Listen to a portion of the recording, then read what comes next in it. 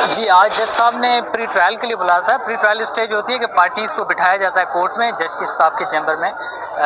वहाँ पार्टीज़ के बीच में अगर कोई कॉम्प्रोमाइज़ होना होता है, सेटलमेंट होनी होती है, तो जज ट्राई करता है कि किसी चीज़ से पार्टीज़ एग्री हो जाए। अगर एग्री नहीं होती तो उसके बाद फिर पार्टीज़ को जो है ना ट्रायल के लिए कहा जाता है कि आप प्रॉपर केस चलाएं आके कोर्ट में। तो आज उन्होंने आते ही एक स्टेटमेंट फाइल की और वर्बली उन्होंने कोर्ट में यही कहा कि हमें सेटलमेंट नहीं करनी, कि इन्होंने आउट ऑफ कोर्ट कुछ सेटलमेंट के हमें डॉक्यूमेंट्स भेजे थे, उस पर हमने अपना रिप्लाई दिया, लेकिन इनका कोई काउंटर रिप्लाई नहीं है। आज कोर्ट में इन्होंने रिप्लाई दिया है कि हमें सेटलमेंट नहीं करनी। अच्छा, वो क्या प्रपोजल था जो आपको दिया गया है इन्होंने आउट ऑफ द कोर्ट? वो प्रपोजल यही था कि हमने बच्चों की जो टोटल मेंटेनेंस मांगी है वो 1 लाख रुपए मांगी है पर मंथ, जिसमें बच्चों के एजुकेशनल, मेडिकल सारे एक्सपेंसेस हैं, बच्चों के खाने पीने के एक्सपेंसेस।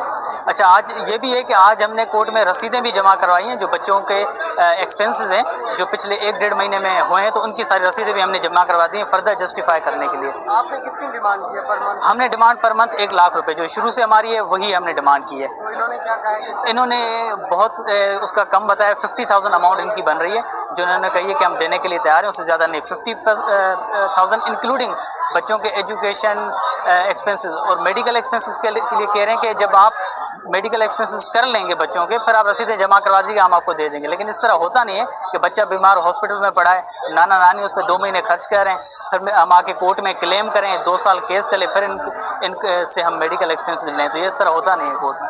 तो उन्होंने इनकम अपना बताया था, कितनी बताई थी? जी, उन्होंने 2 बैंक स्टेटमेंट सबमिट कराई हैं। एक बैंक स्टेटमेंट में हमने एतराज़ उठाया है कि उनकी वेरीफाइड नहीं है, वो साइंड नहीं है, स्टैम्प्ड नहीं है।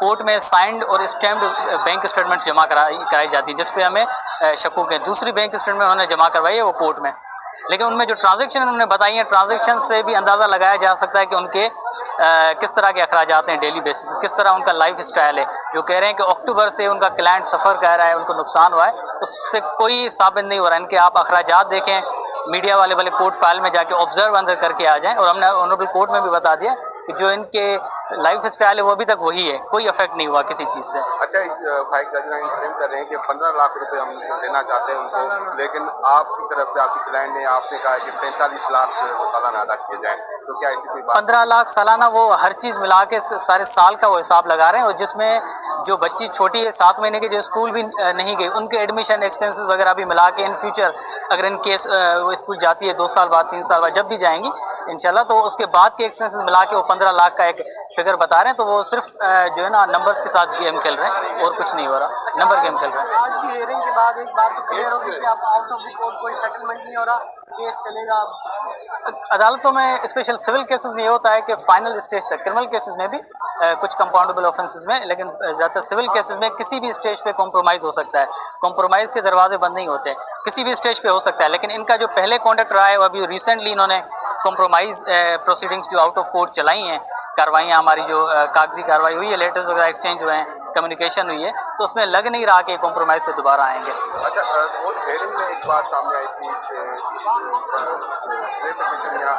तशद्दुद वाली तस्वीरें या वीडियोस थी, जी, उसके हवाले से कोई बात हुई है आज हेयरिंग के दौरान? उसके हवाले से उन्होंने कहा है कि जो उन्होंने एप्लीकेशन फाइल की थी कि हमारे डॉक्यूमेंट्स फोर्ज्ड हैं, तो उसके लिए कोर्ट ने कहा कि हम नेक्स्ट डेट पे पहले तो इस पे ऑर्डर करेंगे कि उनकी एप्लीकेशन सुनने के लायक है कि नहीं।